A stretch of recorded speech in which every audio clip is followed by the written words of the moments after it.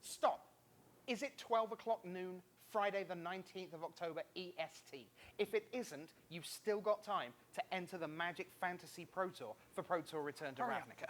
We're in time. Yeah, you need to hurry up, though. Yeah, so let's give you some... Watch us first. Yeah, because like we know, we're going to take you through some possible picks for all the categories in the Fantasy Pro Tour. Let's get to it. We've got so many to get through. We begin with Planeswalkers. Up we go. Liliana of the Veil, Ajani Core of the Pride, Jace, Architect of Thought, BDM. Who do you like? Why? I'm going to pick Liliana of the Veil simply because we've seen her in successful modern decks. Mm-hmm. We've seen her in the Jund decks, where she really just kind of functions as a removal spell. But my heart is with Ajani Caller of the Pride. All right. It's a card I have no reason to believe anyone's playing yet, but I really want them to. We talked about Fencing Ace earlier. Sure. This seems like an awesome card with Fencing Ace. I guess Liliana is just a kind of your standard. It's in Jund, so it'll probably be there. And then Jace, well, Jace is Jace. If there's a control deck, might well see it Don't there. ever count Jace out, right? Okay. That's what we've learned. Next, big creature. We're going to bring you 3 to select from. Let's have a look. No. What have we got? No. We're not. We've got. I couldn't find. What are they going to play? Emrakul? Gristlebrand? Gristlebrand? Iona? Valakut, the Molten Elishnorn? Pinnacle, has been unbanned. Yeah. In which case, all eyes turn to the Primeval Titan. Yep. Left standard, but here we go. Yes. Could be a big weekend for prime time. Okay, we think that's not close, to be fair. How about middle creature? Now we've got some choices. Bloodbraid Elf, we're back with Jund again. Right, we've seen this card be very, very successful. I kind of like Dreg Mangler a little bit also as a card that you can hit off of Bloodbraid Elf. Yeah. But the Bogart Ram Gang, etc. Uh-huh. Bloodbraid Elf has proven herself to be, at the top tables in every format she's been legal in, block, standard, modern. This guy, Jiraus Messenger, if I do that, he suddenly becomes a lot less appealing. But as soon as I do that, and you see he's a zombie... He's still pretty good without that. Sure, but we're expecting to see this in a dedicated, honest-to-God zombie deck. If there's a zombie deck, if you think that some of the results that we've seen on Magic Online, where some of the zombie decks have been doing well early on, portend the future, then this guy might be a great choice for middle creature. Did you see Blasting Station in those decks? I did. I love Blasting Station. And I can only picture Aaron Forsythe with a giant ear-to-ear grin, and he has to hold it in, because if he keeps smiling, it's going to connect, and the whole top of his head's going to slide off. What a lovely thought. He loves that card. Okay, Knight the Reliquary. Well, we've already talked about this in some of our other preview shows. Yeah, this is a staple beating. card. Complete beating. Yeah, I a love safe pick. Yeah, to be fair. I think this is what I would pick. Okay, let's go down a level again to the small creatures. And now this is odd, because you've got one of the most iconic of all time in Tarmogoyf. You've got the Scourge of Standard for the last couple of years, Delver. Oh, and we saw plenty of this in the modern events we've watched for the Players' Championship and the World Magic Cup. Both had plenty of Delvers around. Okay, and both of those tremendously powerful. But the third card we've chosen here is a card that doesn't feel like it's super exciting. It comes from a set that we don't often put in the spotlight. A Cold Snap common? It's uncommon? I think it was uncommon. Yeah, because they went the other way around. So the white was the common. So a 1/1 for 1. Gabriel Nassif is here this weekend, I believe. Yeah. He did some things with Conley that. Woods is here this week, and he built that Soul Sisters deck, Okay. which was so successful in Standard. I All believe. life gain all the time, kind of thing. And this is a card that if you think that you want to, well, first of all, this is in a deck that's been doing very well on Magic Online. Yeah. It came out of nowhere this week, put up a ton of results, lots of 4-0s, lots of 3-1s.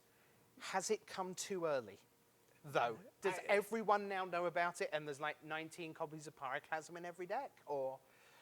That's not always enough. No, sure, but are people ready for this? Because if they're not, we're going to have to break the scoreboard again. The old 300 life could be in sight. All right, let's move on. Let's take you to some instants to choose from, and they work their way up in cost, starting with Path to Exile. This to me is probably the safest choice. Sure. We've seen a lot of very, very aggressive blue-white base creature decks over the last 2 or 3 events. Yep. Certainly doing really well. We see it in, again, color is not very difficult to come by in this format. Right. And Path just, you can fit it into almost any deck if you really want to. It's premium removal. More premium removal, and this if is it's easy to get to, black-green. Are we going to see this? That's really the question. Okay. Is this card going to live up to the hype that people have had for it this week? I think it does. It does a lot of work for you. Okay. Now, although it's not hard to cast in terms of color, it does require triple blue, but then you get a lot out of it. One of the great, as a counterspell player, the love for Cryptic Command. And you had a chance, you had a first front row seat to watch Shota Yasuoka play this card, 34 times in one game? Yeah, per game, that's right. Just utterly crazy. Right, he had that crazy deck where he's, Eternal Witnessing back Cryptic Commands and, putting them into play and just... Yeah, and where else would you want Ether Vial than in a deck with almost no creatures? Wait. Okay, let's move on. Let's see what we've got next. And we're going to take you this time to the Sorceries. I think this is a very safe choice. Scape Shift could really define this weekend. Absolutely. So one of the in addition to Return to Ravnica being legal for this format, one of the other major changes is Valak at the Molten Pinnacle is unbanned. This is a, go together like peanut butter and jelly, those two cards. And I think we're going to see a ton of it. Okay. Dreadbore from Return to Ravnica, of course. Destroy target creature or planeswalker. Nice and versatile. Terminate was always popular. Okay. Now you get a little extra bonus. Have you put Epic Experiment in again? You have. I have. I really have. The card kind of like Mind's Desire. Oh, do you know? I kind of think copyright Rich in 2012. Yeah. That will mean nothing if you haven't already seen our other previews. But nonetheless, a very interesting card, and a card that we kind of hope will do something this weekend. Yeah, this is the kind of card I know I'm Simic, but I minored in Is It. Okay, let's move on. Let's take you to Enchantment Land. And we've got Detention Sphere, the new rare out of Return to Ravnica. We've already talked about how it can get multiple Nightmare Reliquaries or Goblin tokens or... I think if someone was going to play Oblivion Ring, I really feel like they're going to want to play this instead. Okay, let's go for a real sort of classic effect. Your guys, I know it says white creatures, but functionally, your guys get +1/+1, Honor of the Pure. Yeah, I mean, is there a human deck, a token deck? We've seen a lot of, we certainly talked about the Soul Sisters deck, which is the life gain deck with Martyr Sands and, Johnny... Sarah Ascendant. Yeah, Johnny's all those Pride guys. Mate. Yeah. All those cards, all white, Honor of the Pure. You talked about Pyroclasm. This also is a great countermeasure against Pyroclasm. Yeah, and then when 4 detention spheres aren't enough, let's have 8 of them, kind of. If you don't think people are going to make the move, or maybe people haven't gotten a chance to get all 4 of their detention spheres in place yet, okay. Oblivion Ring.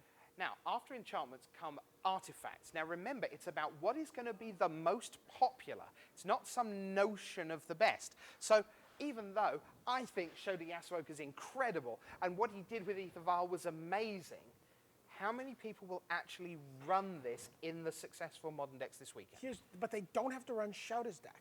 No, sure. Right, and I think one of the things that people took away from that event was that Ether Vial is utterly bonkers.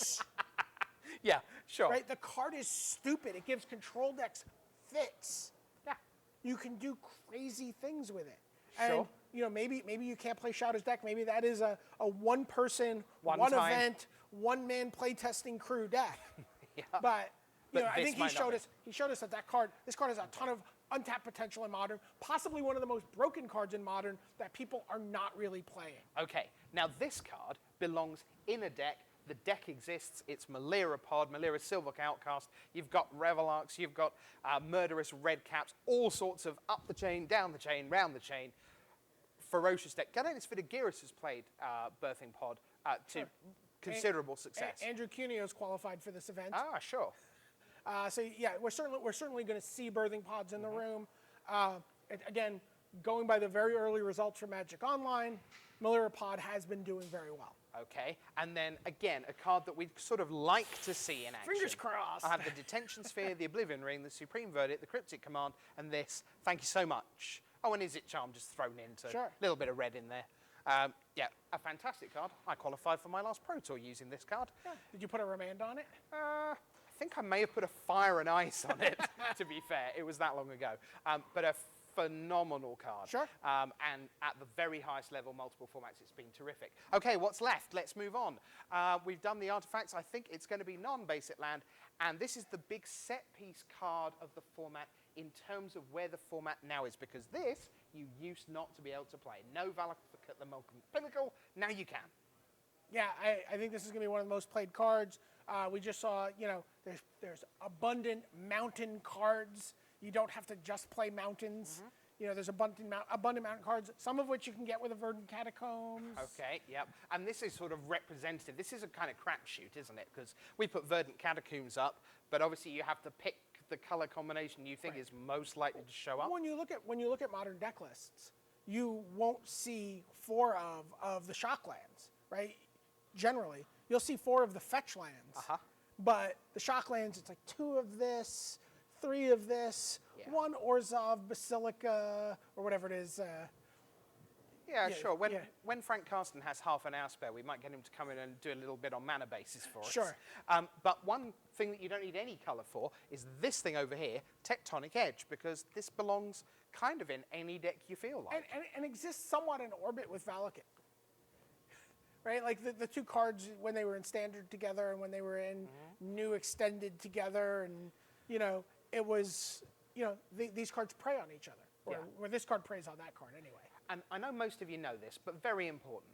Even though it's called Valakut, the Molten Pinnacle, it is not legendary. So you can have as many of them in play as you want. Okay? Worth watching out for. So you're saying we should have put Vesuva here? Okay, so there you go. You get a tie break, which is a player.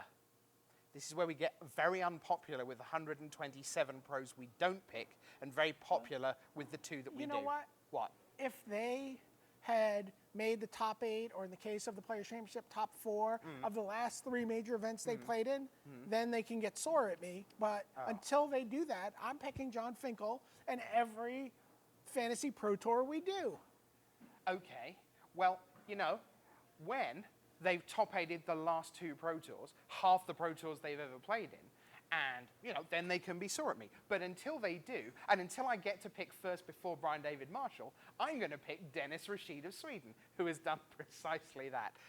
2 players going for 3 consecutive Pro Tour top 8s. Yeah, it's pretty amazing. An incredible achievement if either of them get there.